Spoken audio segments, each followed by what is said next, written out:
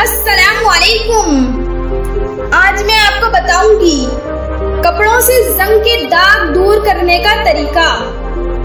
अगर आप मेरे चैनल पे नए हैं तो मेरे चैनल को सब्सक्राइब करें ताकि मेरी नई आने वाली वीडियो आपको मिल सके।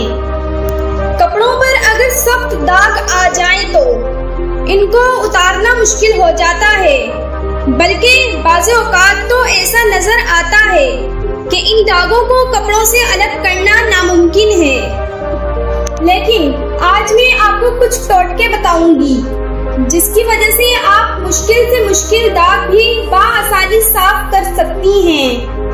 अगर कपड़ों पर चिकनाई के दाग या तेल वगैरह लग जाए तो इस सूरत हाल में चाक का पाउडर और पान वाले चूने को हम वजन मिलाकर एक गाढ़ा सा पेस्ट बना लें और फिर दाग के ऊपर इस पेस्ट का लेप कर दें। जब ये पेस्ट खुश्क हो जाए तो कपड़ों को धो लें। अगर कपड़ों पर चाय का दाग लग जाए तो इसके ऊपर फौरन नमक मल दें और जल्दी से दाग को धो लें। इससे चाय का दाग खत्म हो जाएगा।